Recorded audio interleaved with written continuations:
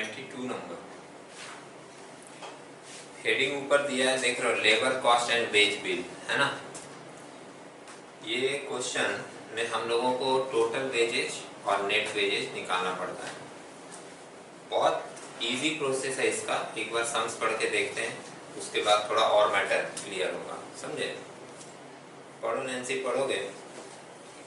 From the following information available, you are required to calculate the net wages bill as well as total wage cost. Okay, आपको net भी निकालना है और total भी निकालना है। अच्छा एक बात बताओ, ये बहुत बेसिक चीज है, उतना आपको समझ में आता होगा।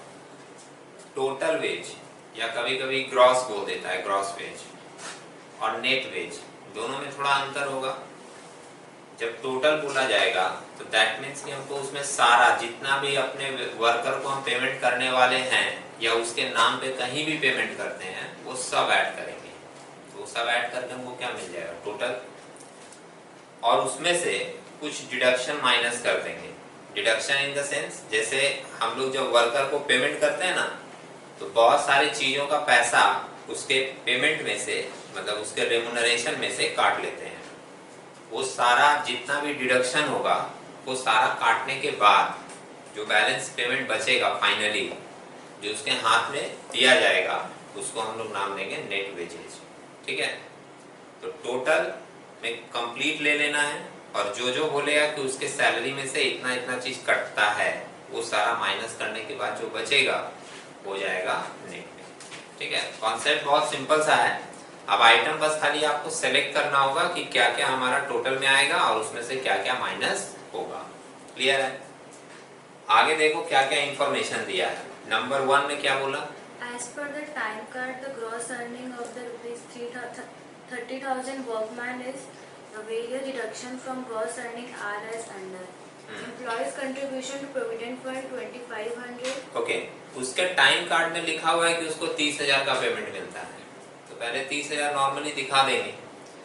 अब बोल रहा है कि उसके ग्रॉस अर्निंग में से कुछ डिडक्शन होते हैं। क्या क्या चीज के डिडक्शन होते हैं मैं पढ़ रहा हूँ, देखिएगा एक बार।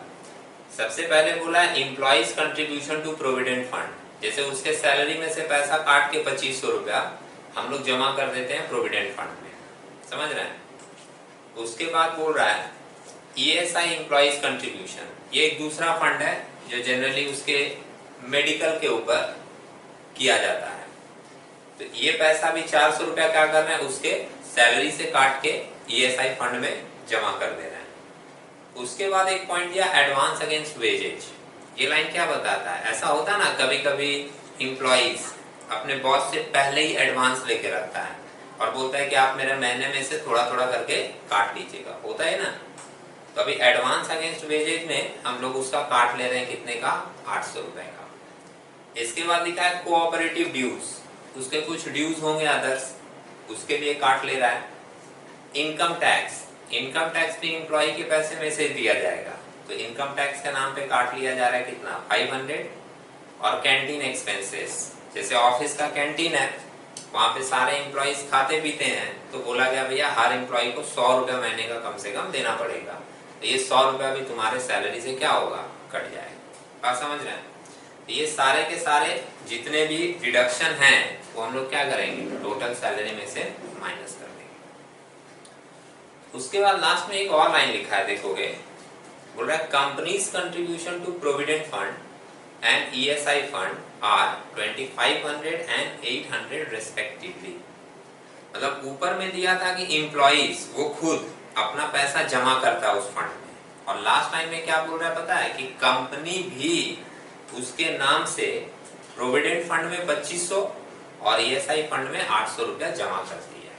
अब कंपनी अगर जमा कर रहा है, देखो इधर, कंपनी अगर जमा कर रहा है तो ये पैसा भी तो उसको मिलेगा बाद में, समझ रहे हैं। तो हम लोग क्या करेंगे कि हम लोग ये पैसे भी उसके टोटल वेजेस निकालने के लिए पहले ऐड करेंगे। जैसे ऊपर दिया था ना, टाइम कार्ड में कितना पेमेंट दिया है, 30,000।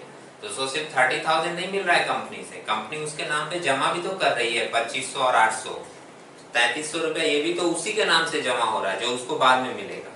तो जब टोटल वेजेस का बात होगा तो हम लोग 30,000 में ये 3300 ऐड करके बोलेंगे 33,300 उसका टोटल वेजेज है। और उसमें से फिर ये सारा डिडक्शन माइनस करेंगे तो अपने को मिल जाएगा कि नेट वेजेज कितना उसको पेमेंट होता है। ठीक, कैलकुलेट करते हैं, लिखो। You are required to calculate the net wage bill as well as total wage cost. ये हम लोगों का कंप्यूटेशन का फर्स्ट लाइन बोला था, तो हम लोग हेडिंग यहीं से स्टार्ट करेंगे। क्वेश्चन नंबर 22 है यहाँ मेरे मटेरियल में, देखिएगा। पहले मैं बना लूं या तुम लोग साथ साथ करोगे? पहले मैं बना लेता हूँ, ठीक है? आप लोग थोड़ा सा देख के मटेरियल से बता दीजिएगा, प्लॉट कर लीजिएगा। लिख रहे हैं computation of total wages cost of total wage cost and net wage bill. Particulars एक डिटेल्स का कॉलम करेंगे,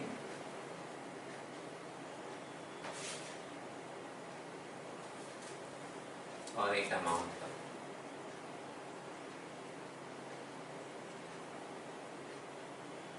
ये मैं बहुत सारे चैप्टर्स, बहुत सारे सम्स में लेबर का बार बार बोल रहा हूँ। लेबर वाला जो चैप्टर है इसमें वैरायटी ऑफ सम्स है, समझे? जैसे कोई भी स्टूडेंट अगर ये सोचा ना कि 2-4 सम्स कर लिए, 2-4 फॉर्मूला वाला, और सोचा कि कर लेंगे हम एग्जाम में, मुश्किल है उसके लिए, क्योंकि इतने सारे वैरायटी हैं इसमें, कौन सा वाला देगा पता नहीं है। इसलिए ज्यादा से ज्यादा सम्स प्रैक्टिस करना आप लोगों के लिए सही रहेगा। सबसे फर्स्ट लाइन में देखो, gross earning as per time card कितना दिया है? 30,000 है ना। तो हम पहले लिखेंगे gross earning as per time card. Gross earning as per time card, उन लोगों के कार्ड में उन लोगों का पेमेंट लिखा हुआ है कितना? 30,000। ठीक, फिर हम क्या बोलें? कंपनी उनके नाम से जो भी जमा करेगी वो भी तो बाद में उन्हीं को मिलेगा, इसलिए टोटल निकालने के लिए कंपनी जो उनके नाम पे जमा कर रही है वो हम लोग क्या करेंगे? ऐड करेंगे। कंपनीज कंट्रीब्यूशन, और अगर मेरी बात सुन रहे हो तो बता दें, कंपनीज कंट्रीब्यूशन की जगह कभी कभी लिखा रहेगा एम्प्लॉयर कंट्रीब्यूशन। एम्प्लॉयर का मतलब भी बॉस है ना। तो कंपनीज कंट्रीब्यूशन कहाँ कहाँ कंट्रीब्यूट कर रहा है? एक प्रोविडेंट फंड में,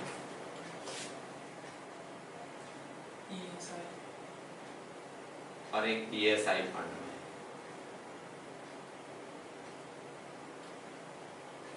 शायद प्रोविडेंट फंड 2500 था और ईएसआई फंड 800।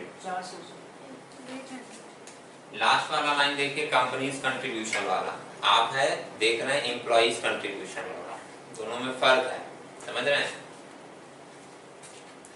ये मिलाकर हो गया 3,300, ऐड करेंगे तो आएगा 33,300। इसको हम लोग बोलेंगे टोटल ग्रॉस अर्निंग या total wage cost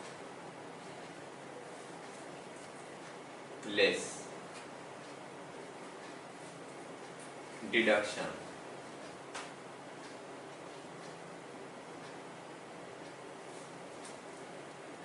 employees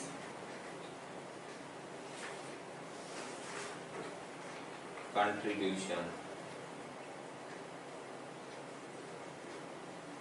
to provident fund और ESI फंड। वो बोला है कि मेरा पैसा काट के भी आप इन दोनों फंड में जमा कर दीजिए। ESI फंड, प्रोविडेंट फंड इसका 2500 ही है ना, और ESI फंड इसका 400 है। एक फिगर है ना, 2500 और 400। और क्या क्या बोला है? उसके सैलरी में से काट लेना है, एडवांस को लेके रखा है वो, एडवांस अगेंस्ट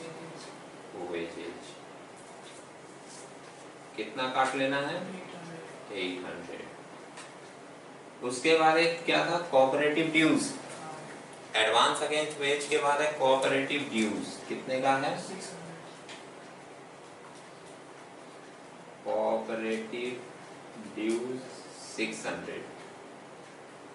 फिर इनकम टैक्स उसके पैसे से काट लेना है भाई। इनकम टैक्स कितने का? 500 का। बोलो जोर से, कोई प्रॉब्लम नहीं है। कैंटीन चार्जेज है। कैंटीन चार्जेज है कितने का? 100 रुपए का। इतना तो कट जाएगा। 3 और 3 6 आइटम है। अभी पूरा नहीं हुआ बात, फिर से सुनिए। इतना तो कटेगा ही। और एक बार सोच के देखो कि कंपनी जो उसके नाम से ये जमा कर रहा है, वो तो जमा कर रहा है ना, अभी उसके हाथ में नहीं देगा। समझ रहे हो? तो ये पैसा भी क्या होगा? टोटल में से डिडक्ट हो जाएगा। जैसे ये हम जोड़ दिए तो टोटल ये आ गया, लेकिन ये वाला पैसा तो उसको अभी मिलेगा नहीं, उसके नाम से फंड में जमा हो रहा है। बात समझे? तो हम लोग निकाल रहे हैं नेट उसको कितना मिलेगा। तो इसके लिए हम ये वाला पैसा भी क्या करेंगे? माइनस कर देंगे।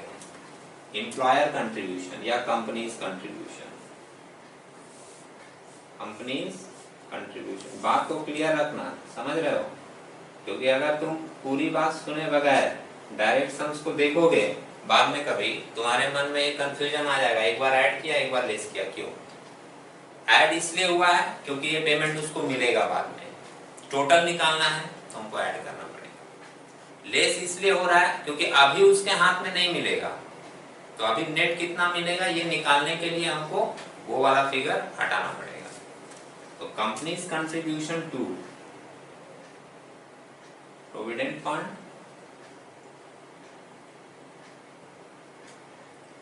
और ईएसआई फंड।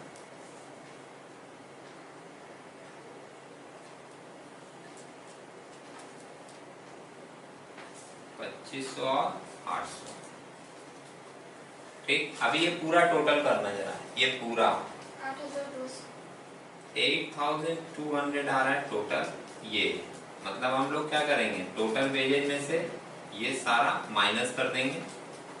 तो 25,100 आ रहा है क्या? 25,100